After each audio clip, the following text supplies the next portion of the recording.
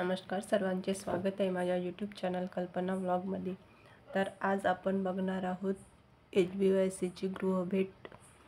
आपण HBNC आणि HBYCच्या गृहभेटी करत असतो। तर HBNCमध्ये आपण तिसऱ्या दिवसापासून तर 42 दिवसापर्यंत भेटी करत असतो आणि HBYCमध्ये आपण 3 महिने, 6 महिने, 9 महिने, 12 महिने आणि 15 महिने अशा भेटी करत असतो। तर यामध्ये आपण हात धुण्याचे प्रात्यक्षिक करून दाखवत असतो। बालकाचे वजन घेणे, तापमान मोजणे, बालकाच्या सभोवतालचा परिसर जो आहे त्याविषयी, स्वच्छतेविषयी सांगणे, पूरक पोषण आहाराविषयी सल्ला देणे, स्तनपानाविषयी चर्चा करणे मातेशी, पालकांना कुटुंब नियोजनाचा सल्ला देणे, बालकाच्या लसीकरणाविषयी सल्ला देणे, वजन वाढीचा तक्ता समजावून सांगणे यासारख्या गोष्टी करत असतो। आणि बाळाचे जे वाढ आणि विकास आहे तो व्यवस्थितरित्या वयानुसार होत आहे की नाही हे सुद्धा आपण यामध्ये बघून त्या मातेला आपण समुपदेशन करत असतो की आणि आपण त्या बाळाची वाढ आणि विकासाची खात्री पण करत असतो। तर आजचा हा व्हिडिओ टाकण्याचं कारण एक आहे की बऱ्याच अशा आशा आहेत की त्यांना 3 महिन्याच्या बाळाला कोणता सल्ला दिला पाहिजे मातेला आणि 6 महिन्याच्या बाळासाठी मातेला कोणता सल्ला दिला पाहिजे, कोणते समुपदेशन केलं पाहिजे, याच्यामध्ये खूप असं कन्फ्युजन आहे। तर एका आशाने 3 महिन्याच्या बाळाला पूरक पोषण देण्याचा सल्ला दिला की बाळाला खाऊ कसं घालायचं। तर हे जे कन्फ्युजन आहे ते दूर करण्यासाठी मी हा व्हिडिओ टाकत आहे। कारण 3 महिन्याच्या बाळाला आपण पूरक पोषण देण्याचा सल्ला देत नाही, 6 महिन्यापर्यंत त्याला आपण निव्वळ स्तनपान देण्याचा मातेला सल्ला देतो। त्याला वरचं काहीही द्यायचं नाही, पाणी, गुळाचं पाणी, शहद यासारखे जे पेय पदार्थ आहे जे जुने लोक द्यायचे ते निव्वळ स्तनपान द्यायचं आहे। 6 महिन्यापर्यंत त्या बाळाला आपण काही द्यायचं नाही आहे असं त्या मातेला सांगायचं आहे। तर माझ्या ज्या आशाताई आहे त्यांना नक्कीच या व्हिडिओचा फायदा होईल। आणि गृहभेटी दरम्यान जे आपण विजिट करतो HBYCच्या 3 महिने, 6 महिने, 9 महिने, 12 महिने, 15 महिने, तर हे जे मी प्रोसिडिंग लिहिलं आहे याचा तुम्हाला नक्कीच फायदा होणार। तर कशा प्रकारे आपण त्यांना समुपदेशन करायचं आहे आणि आपली जी वही आहे त्याच्यावर कोणतं प्रोसिडिंग लिहून घ्यायचं आहे आणि तेच आपण त्या मातेला समुपदेशन करणार आहे आणि तोच सल्ला आपण त्या मातेला देणार आहे की जे आपण आपल्या रजिस्टरमध्ये मेंटेन करत असतो। दर महिन्याला जेवढे आपले बालक असतात HBYC भेटीचे तेवढे आपण विजिट आपल्या रजिस्टरला नोंदवायला लिहित असतो आणि खाली मातेची स्वाक्षरी घेत असतो।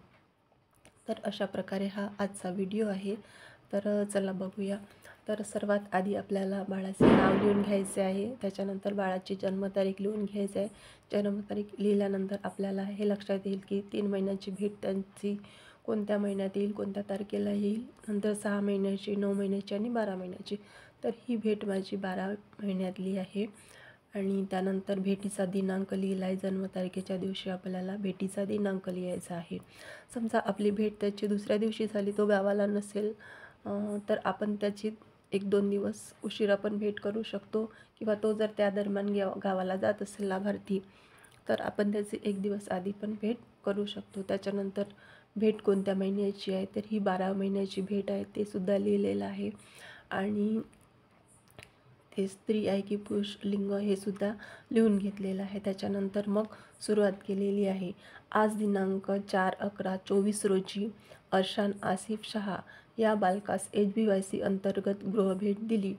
तर आपल्याला हे एकदम पद्धतशीर लिहून घ्यायचं आहे।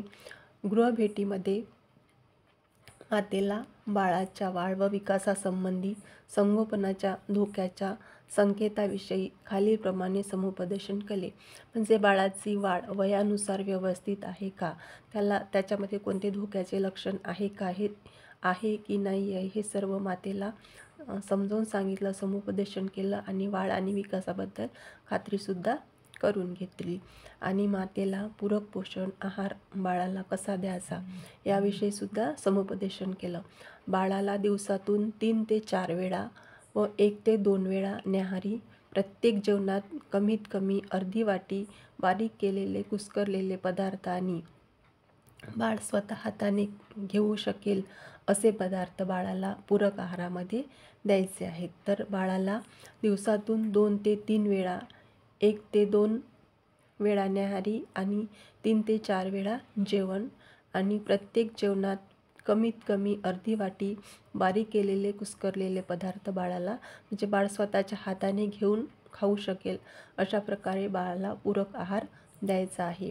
खीर आणि कुस्करलेल्या पदार्थामध्ये शेंगदाण्याचे कूट, फळे आणि पालेभाज्या मिसळल्यामुळे पदार्थाचे पोषण मूल्य वाढेल. तर जे आपण आहार देतो बाळाला त्याच्यामध्ये फळे, कुस्करलेले आणि शेंगदाण्याचा कूट, पालेभाज्या हे जर आपण टाकलं तर त्या पदार्थाचं पोषण अजून जास्त वाढेल आणि बाळाला जे पाहिजे आहे कॅल्शियम, व्हिटॅमिन, प्रोटीन ते सर्व त्या बाळाला मिळेल. आणि शक्य होईल तितक्या लवकर प्राणीजन्य पदार्थ उदाहरणार्थ जर ते लोक नॉनव्हेज वगैरे खात असेल तर अंडी, मांस, मटण बाळाला सुरू करायला सांगायचं आहे, कारण याच्यामध्ये सर्वात जास्त प्रोटीन असते. आणि स्तनपान किमान स्तनपान किमान बाळ 2 वर्षाचे होईपर्यंत सुरू ठेवायचे आहे. कोणत्या मातेला असे वाटते की आता माझे बाळ 12 महिन्याचे झाले आहे, त्याला आता माझे दूध द्यायची काही गरज नाही, पण हे चुकीचे आहे. तर त्या मातेला सांगायचं आहे समजून की बाळाला 2 वर्षापर्यंत स्तनपान सुरू ठेवायचं आहे आणि स्तनपानासोबतच बाळाला आहार पण सुरू ठेवायचा आहे आणि तो आहार हळूहळू वाढवत जायचा आहे. त्याच्यानंतर आता बघायचं आहे की बाळ वयानुसार कृती कोणत्या प्रकारे करत आहे, तर ते सुद्धा आपल्याला असं व्यवस्थित लिहून घ्यायचं आहे. तर बाळ आधाराशिवाय बसतो आहे आणि न पडता खेळणी हाताने पकडणे, उचलणे, घेण्यासाठी हात वर करणे, त्याचसोबत चालण्याचा प्रयत्न करणे, ह्या साऱ्या क्रिया बाळ या वयामध्ये करत आहे का ते बघायचे आहे आणि बघितल्यानंतर आपल्याला या आपल्या रजिस्टरमध्ये लिहून पण घ्यायचे आहे. तर हे बाळ आधाराशिवाय बसत आहे, खाली न पडता हाताने उचलत आहे, वस्तू उचलत आहे आणि चालण्याचा प्रयत्नसुद्धा करत आहे. आवडत्या खेळण्यापर्यंत जाण्यासाठी कोणत्याही वस्तूवर न आदळता रांगत जात आहे. म्हणजे एखादी वस्तू त्याला दिसली आहे आणि ती त्याला आवडते आहे तर तो त्या वस्तूकडे एकदम सुरक्षितपणे जात आहे. दैनंदिन व्यवहारातील 1-2 शब्द मातृभाषेतून बोलणे, नाही, इकडे ये यासारख्या साध्या आज्ञांचे पालन करत आहे. बाळाला जर म्हटलं इकडे ये तर तो येत आहे आणि त्याला नाही म्हटलं तर ते सुद्धा त्याला समजत आहे. तर यासारखे ते शब्द तो त्याला समजत आहे. यासारख्या सर्व कृती बालक करते का याची मी खात्री केली आणि हे सर्व मी माझ्या वहीत लिहून घेतलं आहे. आणि मातेला सांगितलं की बाळाला खेळताना स्वच्छ सुंदर खेळणी खेळायला द्यायची, जेणेकरून बाळाला इजा होणार नाही. समजा आपण ग्लास, वाटी वगैरे दिलं तर त्या ग्लास जे आहे त्याला धार असली तर त्याचा हात चिरू शकतो, किंवा चम्मच जे काट्याचे चम्मच आहे ते जर खेळायला दिले तर बाळ तोंडात टाकते. पेन आहे, पेन जर बाळ तोंडात टाकते. अशा ज्या वस्तू आहेत तर त्या आपल्याला त्या बाळाला खेळायला द्यायच्या नाही आहेत आणि त्यामुळे बाळाला इजा होऊ शकते. नंतर मातेला संगोपनाच्या सूचना करायच्या आहेत. बाळ चालण्याचा प्रयत्न करते, त्यामुळे मातेने किंवा घरातील इतर व्यक्तीने बाळासोबत राहावे, जेणेकरून बाळ पडणार नाही व बाळाला इजा होणार नाही. तर या वयामध्ये बाळ एक तर चालण्याचा प्रयत्न करते किंवा काही पकडून चालण्याचा प्रयत्न किंवा एक पाऊल पुढे टाकते. तर यावेळेस बाळाच्या सोबत जे माता आहे किंवा घरातील इतर व्यक्ती आहे त्यांनी बाळाच्या सोबत राहायचे आहे, कारण की बाळ एक पाऊल पुढे टाकते तर ते बाळ पडू शकते आणि बाळाला कोणती मोठी इजासुद्धा होऊ शकते. जसं की पायरीवरून तो खाली जर पडला तर त्याच्या डोक्याला मार लागू शकतो. तर अशा प्रकारे इजा होऊ शकते, म्हणून त्या बाळासोबत मातेने किंवा घरच्या इतर लोकांनी राहायचे आहेत. आणि बाळासोबत साधे सोपे खेळ खेळायचे आहेत. म्हणजे बाळाला तुम्ही जेवढं खेळाल ते बाळाला या वयामध्ये खूप खेळायला पाहिजे असते. त्याच्यासोबत तुम्ही जेवढं खेळाल तेवढा तो जास्त खेळणार. यावेळेस बाळासोबत तुम्हाला मातृभाषेतून बोलायचं आहे. बाळाजवळ बसून आहार खाण्यास प्रवृत्त करायचं आहे. बाळाजवळ आहार द्यायचा आणि त्याला त्याच्या हाताने खाण्यासाठी आपल्याला प्रवृत्त करायचे आहे. बाळाला आहार भरविण्यापूर्वी तुमचे जे हात आहे, जे कोणी बाळाला आहार भरवत असेल त्यांनी आहार भरवण्यापूर्वी हात साबणाने स्वच्छ धुवायचे. त्याच्यानंतरच बाळाला आहार भरवायचा आहे. त्यानंतर आजूबाजूचा जो परिसर आहे, घराच्या आजूबाजूचा जो परिसर आहे तो स्वच्छ ठेवायचा आहे.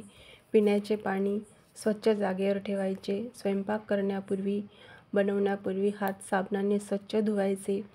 बाळामध्ये कोणतेही धोक्याचे लक्षण नाही. वाढ आणि विकास व्यवस्थित आहे. वयानुसार बाळाचा वाढ आणि विकास हा वयानुसार व्यवस्थित आहे. बाळामध्ये कोणतेही धोक्याचे लक्षण नाही, की जे या वयामध्ये जे लक्षण असते ते बाळामध्ये कोणतेही धोक्याचे लक्षण नाही.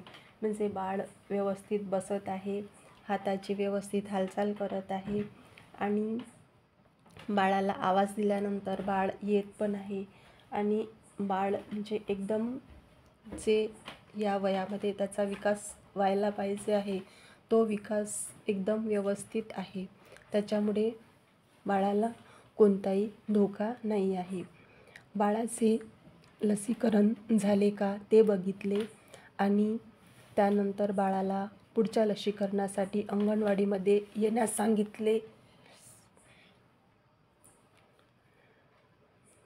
सांगितले आणि बाळाला IF सायरप दर आठवड्यामध्ये 2 दिवस सोमवारी आणि गुरुवारी मातेला देण्यास सांगितले.